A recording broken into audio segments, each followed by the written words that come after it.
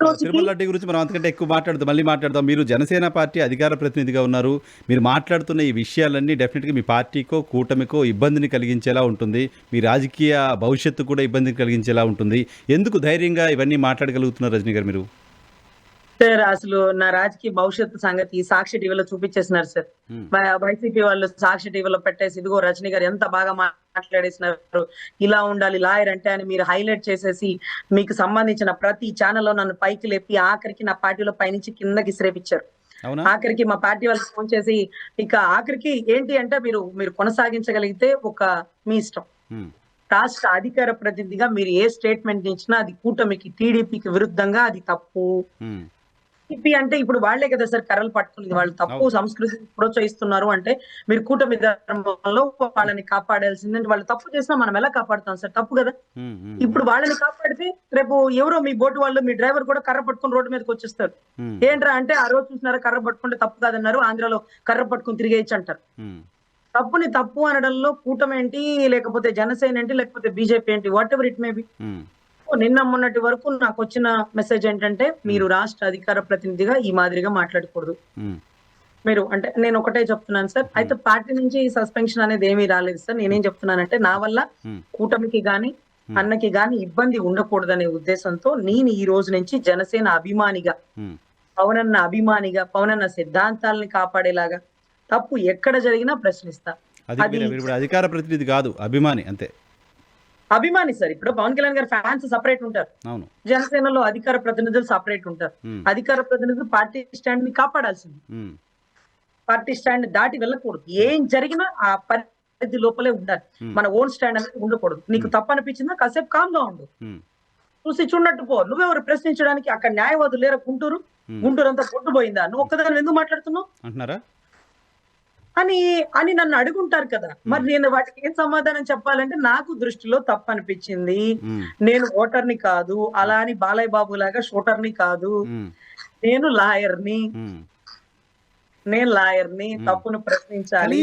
కానీ Janasena party tag line, Rajini garu, Janasena party tag line ప్రశ్నించటం కోసమే పుట్టామని కదా. అటువంటి పార్టీ ప్రశ్నించాల్సిన సందర్భంలో కూడా ప్రశ్నించకుండా మౌనంగా ఉండడం అనేది ఆ పార్టీ ఎగ్జిస్టెన్స్కి మంచిదా? అదే అదే అంటే ఎవరు తప్పు చేసినా ప్రశ్నించండి, నన్నైనా ప్రశ్నించండి. చట్టాలన్నీ తప్పు చేస్తే పవన్ కళ్యాణ్ తలకు కూడా తెగిపడేంత చట్టాలు ఉండాలని నాన్నే 10 సార్లు అసెంబ్లీలో గాని మా దగ్గర కానీ ప్రస్తావిస్తాడు. 1000 మంది ఉన్న చోట ఒక్క జన సైనికుడున్నా తప్పుని ప్రశ్నిస్తాడు. నా తాలూకా సిద్ధాంతాలు అలా ఉంటాయని అన్న పలుమార్లు చెప్పేవాళ్ళు. ఉమ్, ఆ సిద్ధాంతాలు ఆయన సిద్ధాంతాలు అనేవి కాదు. భగత్ సింగ్ గారు, సుభాష్ చంద్రబోస్ గారు, తరిమిల నాగిరెడ్డి గారు, ఉమ్, అలాంటి కమ్యూనిజం భావాలు ఉన్న వారి సిద్ధాంతాలు నేను ఎక్కువ రిపీటెడ్ గా చదువుకునే పుస్తకాలు అవేనండి. ఉమ్, సో అటువంటి ఆదర్శాలు కలిగి ఉన్నప్పుడు మేము ఆ, మా కూటమిలో తప్పు జరిగినా మీరు ప్రశ్నించకూడదంటే మనశ్శాంతిగా కడుపుకు తినలేము, కంటి నిండా పడుకోలేమండి. ఉమ్, ఎందుకంటే మీరు చూస్తున్నారు ఇప్పుడు 500 కోట్లు డబ్బులు లేక మెడికల్ కాలేజ్ ని ప్రైవేటీకరణ చేస్తే గట్టిగా అడగాలని అరవాలని అనిపిస్తుంది సార్. ఉమ్, కానీ కూటమిలో ఉన్నాం, మనం మాట్లాడకూడదు. ఉమ్, 1750 కోట్లు ఖర్చు పెట్టి ఉమ్, ఎన్టీ రామారావు గారు విగ్రహం కట్టాల్సిన అవసరం ఏంటి? మీ హెరిటేజ్ డబ్బులతో కట్టండి, బసవ తారక డబ్బులతో కట్టండి. ఉమ్. మా పార్టీకి సంబంధించి కానీ జనసేన అంటే మన ఏదైతే కూటమి. పబ్లిక్ డబ్బుని మీరు అలా యూజ్ చేయడానికి మాకు ఇష్టం లేదు. ఉమ్, గత గవర్నమెంట్ లో జగన్ గారు కూడా అంబేద్కర్ గారు విగ్రహం కట్టారు, కానీ రాజారెడ్డి గారితో రాజశేఖర రెడ్డి గారితో కట్టల ఉమ్, అని అడగాలనిపిస్తుంది, అరవాలనిపిస్తుంది. ఉమ్, కానీ ఎన్టీ రామారావు గారి విగ్రహానికి పర్మిషన్ ఇచ్చేయాలి, కూటమిలో ఉన్నాం మనం ఇంతే. ఉమ్, అది కూడా పబ్లిక్ డబ్బు. ఉమ్, మేము పన్నులు కట్టిన డబ్బులు వాళ్ళ తల్లిదండ్రుల విగ్రహాలకి పెట్టుకోవడానికి వాడకండి. మీకు బోల్డ్ ఆస్తుంది, ఉమ్, బసవతారక డబ్బులు ఉన్నాయి. అసలు కొడుకులు పురంధేశ్వరి గారు, భువనేశ్వరి గారు, ఆ బాలకృష్ణ గారు, వీళ్ళందరూ పెద్ద పెద్ద కోటీశ్వరులు కదా. డొనేషన్ ఆయన ఇచ్చిన డబ్బుల్లోనే మీరు కట్టుకోండి, ఉమ్, మా డబ్బు ఎందుకు వాడతారు అని నిలదీసి అడగాలని ఉంటది. ఉమ్, కానీ కూటమి ధర్మం దాటకూడదు. ఉమ్, ఉమ్, ఇవన్నీ మనకి మనసు చంపుకొని ఉండలేము సార్. అద్దంలో ముఖం చూసుకుంటే నాకు నేను కనపడాలి, కానీ ఎవరి బొమ్మలో కనపడేస్తే అది మన మనసు చంపుకొని పని చేయలేము సార్. అందుకనే ఒరిజినల్గా ముందు నుంచి జనసేన పార్టీ కోసం పనిచేస్తున్న నాయకుల్లో మీరు ఉన్నారు. నిన్న మొన్న ఏదో స్టేట్మెంట్ చూసా, బొలిశెట్టి సత్యనారాయణ గారు వైజాగ్ నుంచి, పార్టీలో కార్యకర్తలకు అన్యాయం జరుగుతోంది, అస్సలే మాత్రం పట్టించుకోవట్లేదు, చిన్న చిన్న కమిటీల్లో కూడా ప్రాతినిధ్యం లేకుండా పోతుంది అని ఆయన ఆవేదన వ్యక్తం చేయడం చూసా. ఇంకా నేను పేర్లు చెప్పిన వాళ్ళకి ఇబ్బంది అవుతాయి, కానీ జనసేనలో మొదటి నుంచి పనిచేసి కళ్యాణ్ గారి కోసం గట్టిగా గొంతెత్తి మాట్లాడుతున్న వాళ్ళు చాలామందికి పదవుల్లో లేరు.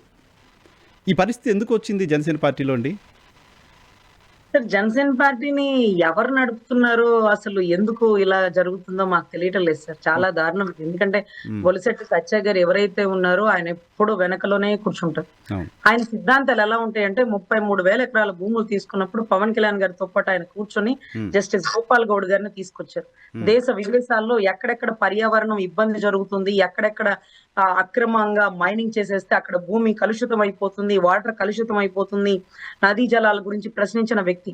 అవును. ఈ కర్ణాటక రోజు గోపాల్ గౌడ్ గారి దగ్గరికి మధ్య పవన్ కళ్యాణ్ గారు కూడా వెళ్ళొచ్చినట్టున్నారు కదా డిప్యూటీ సీఎం అయిన తర్వాత కూడా. అవును సార్, మేము ఒక్కటి సార్, జస్టిస్ గోపాల్ గౌడ్ గారి శిష్యురాలు నేను. ఉమ్, ఆయన అంటారు పవన్ కళ్యాణ్ రాజకీయ నాయకుడు అలాగే మాట్లాడతాడు, నువ్వు న్యాయవాదివి, ఉమ్, నువ్వు న్యాయవాదివి, పవన్ కళ్యాణ్ తప్పు చేసినా ప్రశ్నించాలి నువ్వు. ఓ, ఉమ్, అని ఆయన నాకు ఎన్నో మార్లు చెప్తుంటే నేను అడుగుతాను, ఇలా అయితే నన్ను పార్టీలోంచి గెంటేస్తారు సార్, ఉమ్, నాకు పార్టీ నుంచి సస్పెన్షన్ ఆర్డర్ ఎప్పుడో వచ్చేస్తుంది, ఉమ్, మీరు చెప్పినట్టు చేస్తే నేను ఎక్కువ కాలం కూడా ఉండలేను. ఉమ్, అంటే నీ తాలూకా నువ్వు చనిపోయినా గానీ నీ సిద్ధాంతాలు బతకాలి, ఉమ్, ఉమ్, ఉమ్. చనిపోయినా గానీ నీ సిద్ధాంతాలు బతకాలి. అలా బతికింది కాబట్టే భగత్ సింగ్ కొన్ని సంవత్సరాలే బతికిన ఆయన తాలూకా సిద్ధాంతాలు నీలో నాలో పవన్ కళ్యాణ్ లో నింపబడినవి. అంటే కాంప్రమైజ్ అయిపోతే కన్వీనియంట్గా ఉంటే ఇంకా పొలిటీషియన్ అయిపోతారు కదా. అంతే అంతే సార్. ఇప్పుడు రంగా గారు చిన్న వయసులో చనిపోయారు, 3 సంవత్సరాలు ఎమ్మెల్యేగా చేశాడు, ఒక 3-4 సంవత్సరాలు ముఖ్యమంత్రికి ఉండేటటువంటి ఇమేజ్ ఆయనకు ఉంది కదా. డెఫినెట్గా 3 దశాబ్దాల తర్వాత కూడా ఈరోజు మనం మాట్లాడుకుంటున్నాం ఆయన గురించి. ఆయన చనిపోయిన ఆయన తాలూకా సిద్ధాంతాలు అన్ని కులాలని కలుపుకెళ్ళడం, బడుగు బలహీన వర్గాలకి ఉపయోగపడేలాగా పోరాడే ధోరణి జనాల్లో బతికుంది. ఉమ్, గోపాల్ గౌడ్ గారు నాకు అదే చెప్పారు, మొన్న కేరళకి తీసుకెళ్లారు. కేరళకి తీసుకెళ్ళి ఆయన నన్ను అక్కడ ముఖ్యమంత్రి పినరో విజయ్ గారితో కూర్చోబెట్టి నన్ను మాట్లాడిస్తున్నప్పుడు చూడు చూడు ఉమ్, వీళ్ళందరూ వీళ్ళ ఆస్తులు ఎంత ఉంటాయో తెలుసా, వాళ్ళు ఉండే ఇల్లు తప్ప ఏమీ ఉండవు, ఉమ్, సిద్ధాంతాలతో బతుకుతారు, సిద్ధాంతాలతోనే చనిపోతారు, ప్రశాంతమైన జీవితం వీళ్ళది ఉమ్, అని ఆయన నాకు అక్కడ ముఖ్యమంత్రి గారితో, అక్కడ ఉండేటటువంటి పెద్ద పెద్ద నాయకులతో, కమ్యూనిజం భావాలతో నాకు చాలా ఇన్స్పిరేషన్ గా అనిపించింది. ఓకే. మరి ఎందుకు పదవుల కోసమో ప్రాముఖ్యత కోసమో మన సిద్ధాంతాలని మన ఫీలింగ్స్ ని చంపుకొని ఒకరి కోసం పనిచేయాలి? ఇప్పుడు మీరు చెప్తున్న